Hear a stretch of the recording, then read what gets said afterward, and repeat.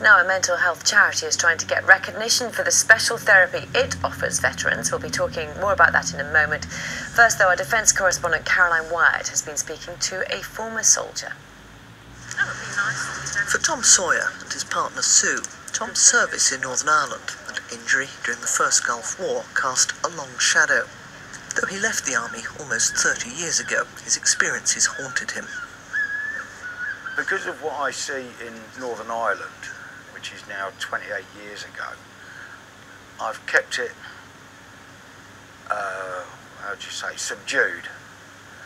But I started to, even in the army, I was turning up on parade in the morning, still drunk, my kit not pressed, and it just got worse and worse. And even when I got out of the army, my drinking was heavy. Broke 2 marriages. I really thought that he was going to kill himself. I have never, ever, in all the years I've known him so down. He felt he was a freak. No one wanted to know him. I can't describe it. I just knew we had to do something, or else he wouldn't be here. She understood what has gone wrong. Their cry for help was answered by a military mental health charity called PTSD Resolution and one of its therapists, Joy Gilson.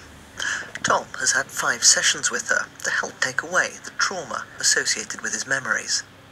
So he's gone from being deeply suicidal to feeling he wants to live, and he's beginning to start accessing proper life stuff again. He now wakes up in the morning with a sense of meaning and purpose, and he's got things he wants to do, he's got people he wants to see, he's beginning to go out shopping. He wouldn't leave his flat before, he wouldn't go anywhere near a supermarket. That's a huge difference. Despite having helped veterans like Tom, the charity is fighting its own battle for official recognition. Over the 400 cases or so that Resolution's taken in the last few years, it has worked for 85% of cases where people have had more than 1 session. But in almost every case, particularly where people have the classic visual symptoms, the nightmares and flashbacks, in almost every case it's possible to reduce the trauma symptoms to the point where they're no longer really an issue. Like a weight being taken off my shoulders. The charity is still small and relatively new, but hopes to help many more on the road to recovery. Caroline Wyatt, BBC News. That's one story. We're joined now by Janine Hurley, who's a therapist who's used the human givens method mentioned in that film to help soldiers suffering with post-traumatic stress. Thanks for coming in this morning. What are the challenges for you when you're dealing with somebody like that who's come from a war situation, who has PTSD? What are the challenges for you in comparison with other people, regular people? The extreme that they've suffered and experienced extreme situations, quite often they don't actually cannot remember, or they don't actually want to talk about those experiences or to acknowledge that they are suffering with the illness. And so it's about forming a rapport and a connection with those people to help them. And how do you do that then? What would be the first 3 things you do then when you sit down with somebody like that? Yes, I suppose it would be about just listening to them and asking them why they're there and what it is they want, rather than imposing, I've got this that I can help you with. And how does it manifest? What sort of things are they suffering from? Can you see a physical manifestation in what they're suffering? It's much more psychological. Traumatic memories are very different to normal memories in that they are in the senses, because they're stored in a slightly different part of the brain, and so they're stimulated by our environment all of the time.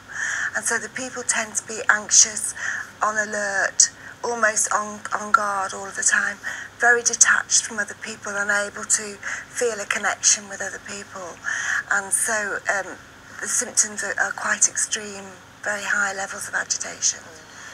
It sounds like, this report now saying that, an increasing number of cases for people like you to deal with. How seriously do you think we as a country are taking this issue at the moment in servicemen and women?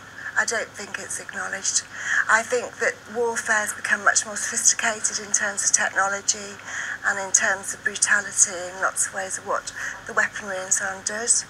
And I don't know if we fully appreciate the impact on individuals. That's interesting, because I'm sure there'll be people watching this morning who maybe fought in battles decades ago, or whose dads or granddads did, who said in those days, we didn't have a thing called PTSD, we didn't talk about it, and they would say that we deal with it much more today than we ever have in the past. That's also is true, I would say, yes.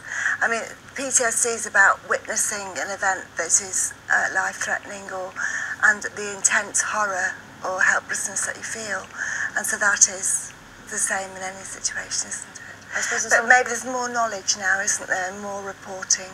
In some ways, you're dealing with the good news stories because if they've come to you, they're talking about it, aren't they? For starters, it's the people who perhaps don't want to do that will have very serious issues. But that's where resolution is so good, because the type of treatment that we do is not intrusive in any way, and people don't actually have to tell their story for us to be treating them. So the exposure that is normal in treatment for trauma can be avoided in this treatment. So people who really don't want to face what happened to them don't have to do that in this treatment. Janine, makes it significantly different. thank you very much.